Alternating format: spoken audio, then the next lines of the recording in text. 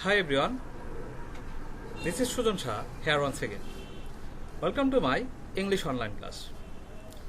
This is my class number 6. Today's topic is relative pronoun who, which, that. এটা দিয়ে আমরা transformation of sentence মানে simple complex compound করাবো। একটা কৌশলের মাধ্যমে এই কাজটা আমরা আজকে করব। এটা কাজে আসে এসএসসি, এইচএসসি এবং অ্যাডমিশন টেস্টে অনেক বেশি কার্যকরী। আশা করি তোমরা উপকৃত হবে। তো একটা কৌশলের মাধ্যমে কাজটা করব। তাই আমরা চলে আসি স্ট্রাকচারে। দেখো স্ট্রাকচারে আমি কি লিখছি, সিম্পল সেন্টেন্সের ক্ষেত্রে আর্টিকেল, অ্যাডজেক্টিভ, তারপর নাউন অথবা এমন থাকতে পারে আর্টিকেল, নাউন প্লাস ভার্বের সাথে আইনযুক্ত অবলিক মানে নতুবা থাকতে পারে পাস্ট পার্টিসিপল বা প্রিপজিশনাল প্রেজ অ্যাডজেক্টিভ। এই স্ট্রাকচারের সেন্টেন্সকে যখন আমি কমপ্লেক্স করব তখন হবে কি, আর্টিকেল শুরুতে বসাবো, তারপর নাউন, তারপর রিলেটিভ প্রোনাউন, অক্সিলারি ভার্ব বসবে, তারপর স্ট্রাকচারে দেখতে পাইতেছো যে তারপর ভার্ব, অ্যাডজেক্টিভ নতুবা প্রিপজিশনাল প্রেজ অ্যাডজেক্টিভ বসতে পারে। মানে হচ্ছে যদি এটা এই যে verb, adjective, prepositional phrase adjective দেওয়া আছে, এটা যদি সিম্পল সেন্টেন্সে এগুলো থাকে তাহলে এগুলো নিয়ে আসবো। তারপরে আমরা দেখে নেই এগুলোর একটু এক্সাম্পলটা দেখে নেই, মনে হয় আরো বেশি তোমরা উপকৃত হতে পারবে বা বুঝতে পারবে, এটা আমি বিশ্বাস করি। সেন্টেন্স নাম্বার 1, এখানে সিম্পল সেন্টেন্স লিখছি একটা। দেখো, the man selling small thing earns a little. এই সেন্টেন্সে কালার করা আছে। দেখো কালার করা আছে কি, the article, man noun, selling হচ্ছে ভার্বের সাথে আইএনজি যুক্ত। তো এই সেন্টেন্সটাকে যখন কমপ্লেক্স করা হয়েছে, কি করা হয়েছে, এই যে স্ট্রাকচার অনুযায়ী কমপ্লেক্সটা কি করা হয়েছে, দেখো দ্য আর্টিকেল ব্যবহার করা হয়েছে, তারপর ম্যান নাউন, হু হচ্ছে রিলেটিভ প্রোনাউন, আমরা স্ট্রাকচারে লিখছিলাম দেখছিলাম, সেল সেখানে verb, small thing earn a little. Compound করার ক্ষেত্রে কি করা হয়েছে, এটা নর্মালি কম্পাউন্ড খুব সহজ হয়ে থাকে।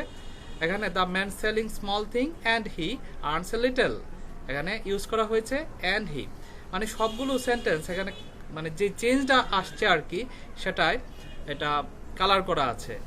আর আরেকটা বিষয় হচ্ছে এটা শুধু ট্রান্সফরমেশনের ক্ষেত্রে না, কানেক্টরের ক্ষেত্রে আসতে পারে, এটা কমপ্লিটিং সেন্টেন্সে আসতে পারে। যদি স্ট্রাকচারগুলো জানা যায় কোন অংশটার পরে কোন অংশটা বসে, সেই ক্ষেত্রে আমরা এগুলো করতে পারবো। আমরা চলে যাই নেক্সট সেন্টেন্সে। এই স্ট্রাকচার মানে সেন্টেন্স নাম্বার 2, এখানে লেখা হচ্ছে প্রপার্টি। দেখো, property dare not enter the house of a hardworking man. এখানে কি দেখতে পাচ্ছি, কালার করা আছে, স্ক্রিনে দেখতে পাচ্ছ যে a article hardworking man. Hardworking এটা আমি যদি অ্যাডজেক্টিভ ধরি, ম্যান হচ্ছে noun, a article hardworking adjective, man noun. এই সেন্টেন্সটাতে যদি যেভাবে কমপ্লেক্স করা হয়েছে, কি করা হয়েছে, দেখো property dare not enter the house of a man who is hardworking, মানে রিলেটিভ প্রোনাউন হু ব্যবহার করা হয়েছে এখানে, তারপর ইজ অক্সিলারি ভার্ব এবং দেন আমরা ইউজ করেছি হার্ডওয়ার্কিং। মনে হয় চেঞ্জিংটা বুঝতে পারছো। আমরা চলে যাই নেক্সট সেন্টেন্স নাম্বার 3। এই আকের মানে যে এক্সাম্পলগুলো দিয়ে এ অনুযায়ী করানো হচ্ছে সেন্টেন্স নাম্বার 3। কি দেখতে পাচ্ছি, এটা আরো অনেক সহজ। কি বলো, a rich man can help the poor. এই যে এখানে আর্টিকেল, রিচ হচ্ছে অ্যাডজেক্টিভ, ম্যান হচ্ছে নাউন। এই ধরনের সেন্টেন্স সিম্পল সেন্টেন্সে যদি আমি কমপ্লেক্স করতে যাই কি করব, প্রথমে আমি লিখছি আর্টিকেল দ্য ম্যান, তারপর হু রিলেটিভ প্রোনাউন, তারপর ব্যবহার করা হয়েছে রিলেটিভ প্রোনাউন হওয়ার পরে ইজ, তারপর রিচ হচ্ছে এখানে অ্যাডজেক্টিভ, জাস্ট এই জায়গাটাতেই চেঞ্জ হয়েছে, তারপর ক্যান হেল্প দ্য পোর। আর কম্পাউন্ড করার ক্ষেত্রে নর্মালি খুব সহজ হয়ে থাকে। দেখো এই আগের সেন্টেন্সের মতনই অ্যান্ড হি ব্যবহার করে, a rich man and he can help the poor. ভালোভাবে দেখে নাও, খুব সহজ আমি মনে করি। দেন সেন্টেন্স নাম্বার 4, এখানে আমি একটা সেন্টেন্স লিখছি, দেখো he is an honest man. এই যে স্ট্রাকচারের এটা বিষয়টা হচ্ছে কি, স্ট্রাকচার অনুযায়ী আমার আগের সেন্টেন্স অনুযায়ী এই সেন্টেন্সটাতে an article, honest adjective, man noun, এটা হচ্ছে সেন্টেন্সের শেষে বসছে। আর আগের এক্সাম্পলটাতে সেন্টেন্স নাম্বার 3-তে ছিল, সেন্টেন্সের শুরুতে ব্যবহার করা হয়েছিল, এখানে ব্যবহার করা হয়েছে সেন্টেন্সের শেষে। তো আমরা দেখি সেন্টেন্সের শেষে যদি থাকে তখন কি করা যায়। এখানে ব্যবহার করা হয়েছে,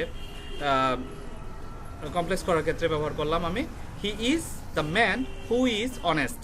এই যে who relative pronoun, is auxiliary verb, honest হচ্ছে এখানে অ্যাডজেক্টিভ।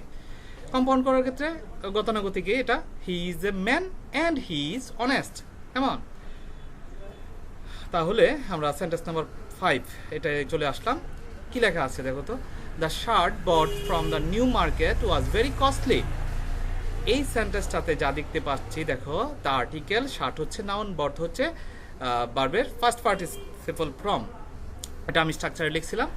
এখন এই সেন্টেন্সটাকে কিভাবে কমপ্লেক্স করলাম দেখো, প্রথমে আর্টিকেল ইউজ করলাম, তারপর শার্ট হচ্ছে নাউন, আর উইচ বা দ্যাট এটা যে কোনো কিছু ব্যবহার করা যেতে পারে, দ্যাট বা উইচ, তারপর ওয়াজ, যেহেতু এটা পাস্ট টেন্স তার ওয়াজ ব্যবহার করা হয়েছে, তারপর বট ভার্বের ফার্স্ট পার্টিসিপল ফ্রম ব্যবহার করা হয়েছে। এটা কম্পাউন্ড করার ক্ষেত্রে কি করছি দেখো, the shirt bought from the new market and it was very costly.